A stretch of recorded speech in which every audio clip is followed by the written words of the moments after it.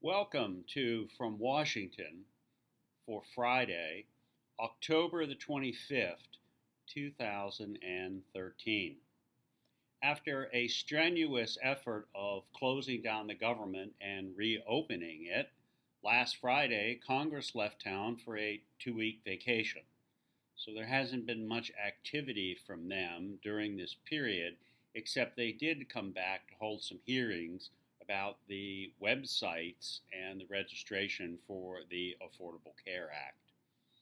I think it's significant at this stage to take a look at some of the discussion that occurred relative to the reopening of the government and the debt and how it might influence what happens to us relative to transportation and other social programs that we're interested in.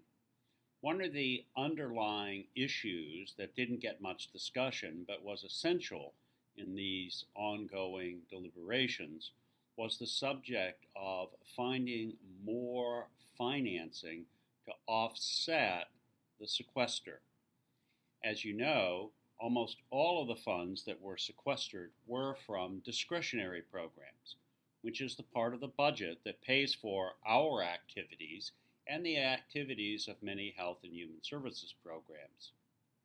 There has been a discussion about another attempt at a so-called grand bargain that would take the pressure off these discretionary programs by doing some adjustments to various entitlement programs.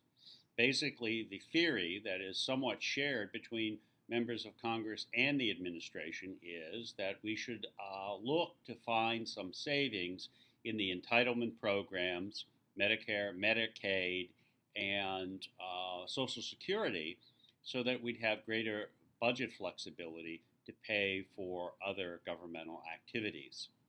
It's my guess, anyway, that unless we do find some way to ease the pressure on the discretionary programs, it will be very, very difficult to get a transportation reauthorization.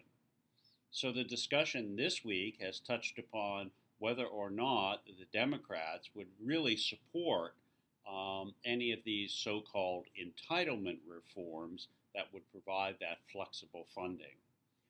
Earlier this week, the AFL-CIO, along with a number of Democratic support organizations, made it very clear they did not favor any of these so-called entitlement reforms, especially since besides freeing up discretionary funds, there would be some degree of additional so-called tax relief as part of the deal.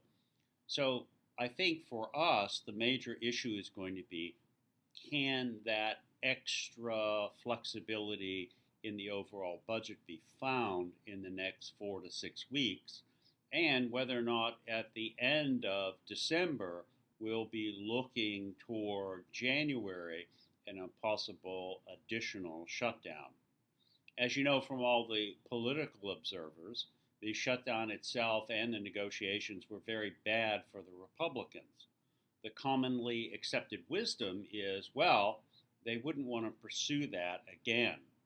However, the people who were behind the shutdown, the so-called members of the Tea Party, are still vigorously for continuing such a strategy and are very unhappy because they actually wanted the shutdown to continue.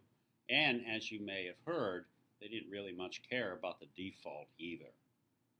The situation with the default and the government shutdown affected us in our ability to unroll several of our new financing arrangements that benefit transportation, small businesses in transportation, and providing financing for organizations who have to wait for reimbursement. We're now able to begin moving toward the adoption of some of these projects and programs, and you should be seeing something on that within the next 2 weeks.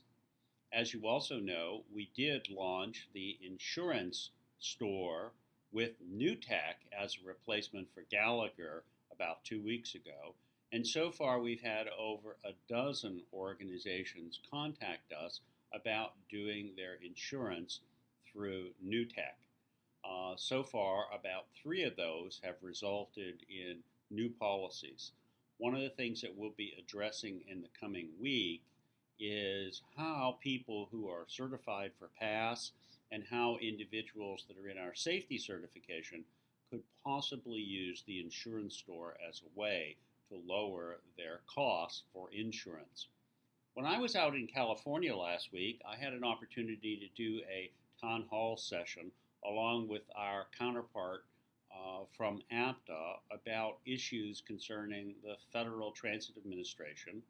And Moses was there at the meeting.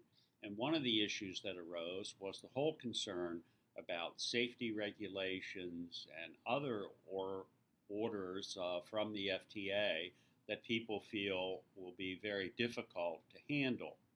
During the course of one of my answers, I said it really made sense because we did have very strong safety programs in a number of our organizations and a number of our members, and that the emphasis on safety could at least be channeled into a discussion with people's insurance companies that says, look, we're doing a really good job on safety.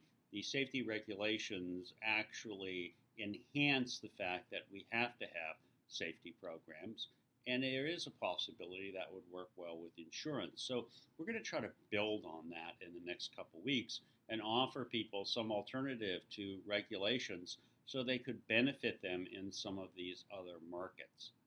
The most disturbing elements in the proposed regulations that I've yet to come to a good conclusion is I do believe safety is important, and I do believe any transit organization has to have an asset management plan. But the truth of the matter is that the asset management program and the safety programs really don't accomplish much if there's not additional financing to make the improvements for safety or to replace equipment as part of an asset management dialogue.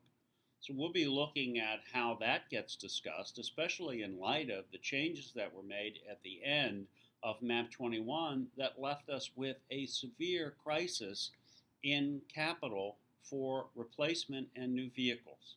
So I share the concern of many of the individuals we talked to in California about this, because even if you have a good asset management program, it really doesn't help if there's no equipment that you can acquire or no federal financing to help make that possible.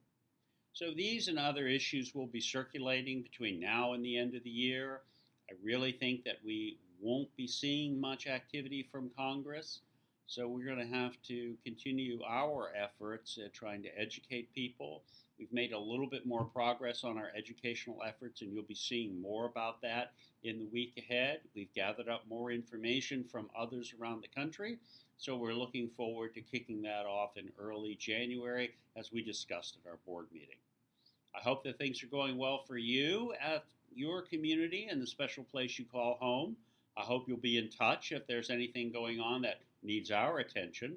And I look forward to implementing some of these other changes on our website that help people apply for financing or insurance.